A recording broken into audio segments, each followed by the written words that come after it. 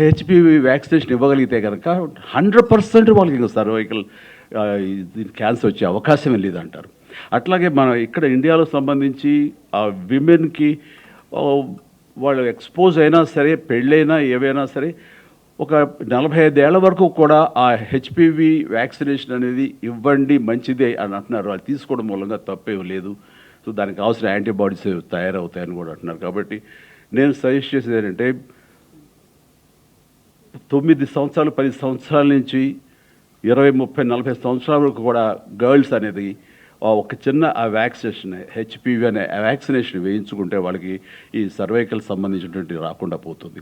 అట్లాగే యూట్రస్ సంబంధించి లోపల ఇన్నర్ లైన్ కొంచెం థిక్న్ అయితే కనుక అది కూడా అల్ట్రాసౌండ్ ద్వారా తెలుస్తుంది అంటారు.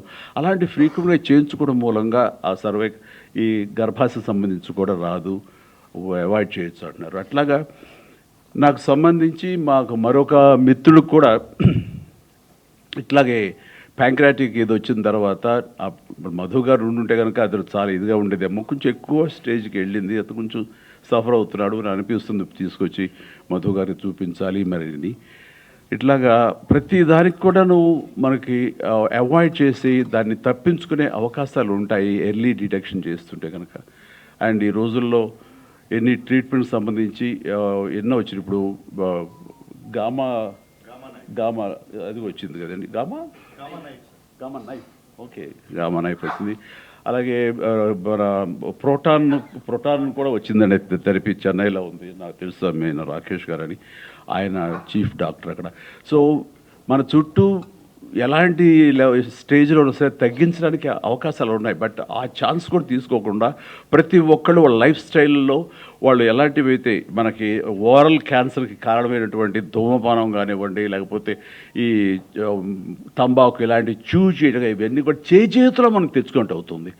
సో దీన్ని దూరంగా చేసుకోవడం మూలంగా ఇంతవరకు అలవాటు ఉన్న వాళ్ళు ఇక మీద తెచ్చుకోకుండా మానేయగలిగితే అంత మించినటువంటి ఏం లేదు. ఎందుకంటే ఒక వ్యక్తి ఒక ఫ్యామిలీలో ఇలాంటి బారిన పడితే అతను వాళ్ళ ఫ్యామిలీకి దూరం అయితే ఆ ఫ్యామిలీ నష్టపోతుంది. అది నీ ఒక్కరితోనే పోదు, నీ ఫ్యామిలీలో ఎంతమంది ఉంటారో అంతమంది కూడాను ఆ బాధకు గురి అవుతారు. అలాంటి అవకాశాలు రాకూడదు. ఇది నీకు ఒక్కరితో గురించే కాదు. సో నీకు అది సుఖాన్ని ఇచ్చిందని నువ్వు అనుకుంటావు, కానీ అది తెలియకుండా నేను నరక కూపంలోకి నెడుతుంది, నీ కుటుంబాన్ని మొత్తాన్ని కూడా నాశనం చేసే అవకాశం ఉంటుంది. కాబట్టి ప్రతి ఒక్కరు జాగ్రత్తతోటి ఆ గుర్తెరిగి అలాంటి బ్యాడ్ హ్యాబిట్స్కి వాళ్ళు లోను కాకుండా ఉండగలిగితే అది నిజంగా కుటుంబాన్ని మీరు బాగు చేసిన వాళ్ళు అవుతారు. ఇప్పుడు సెన్సస్ ప్రకారం ఇండియాలో దాదాపుగా ప్రతి సంవత్సరం కొత్త కేసులు 14 లక్షల మంది ఈ బారిన పడుతున్నారన్నది తెలిస్తే నాకు చాలా షాకింగ్ అనిపించింది. అంటే ఆ లెక్కను చూసుకుంటే ప్రతి రోజు 4,000 మంది, ప్రతి గంట 170 మంది, అలాగే ప్రతి నిమిషం 3 ఈ క్యాన్సర్ బారిన పడుతున్నారంటే కనుక ఎంత ప్రమాదకరంగా ఉందంటే 2040 వచ్చేసరికి దాదాపు 20 లక్షల మంది క్యాన్సర్ బారిన పడతారు. ఇదన్నీ అవాయిడ్ చేయాలంటే అది ఎక్కడో లేదు.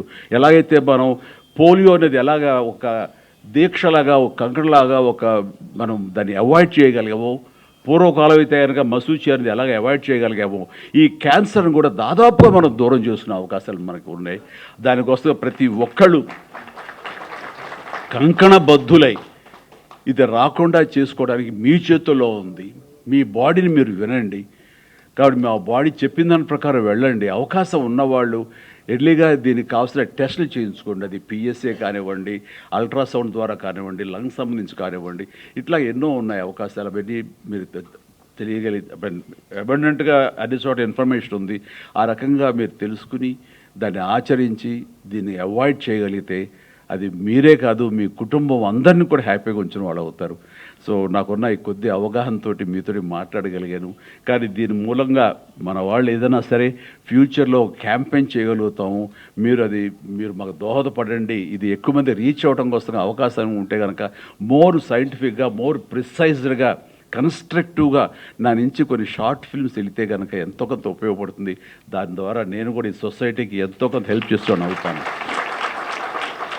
అని ఈ సందర్భంగా నాకు ఇచ్చిన అవకాశానికి నేను ధన్యవాదాలు తెలియజేస్తూ కిమ్స్ హాస్పిటల్, కిమ్స్ సిబ్బందికి, మా మిత్రుడు భాస్కర్రావు గారికి, అట్లాగే మరొక సోదర తమ్ముడు సమానుడు మధు గారికి, అలాగే డాక్టర్ నరేంద్ర కుమార్ గారికి, వీళ్ళందరూ కూడా నేను ధన్యవాదాలు తెలియజేస్తూ నాకు ఈ అవకాశం ఇచ్చినందుకు నేను అట్లాగే భవిష్యత్తులో మీరు ఏదైనా చేయగలిగితే కనుక దీనికి సంబంధించి ఈ అవగాహన సదస్సులో నేను ఫోర్ ఫ్రంట్లో ఉండి ఖచ్చితంగా ఈ అవగాహనకి సంబంధించిన వీడియోస్ కానివ్వండి ఎనీథింగ్ నేను చేస్తానని మీ కొందరు మాటిస్తూ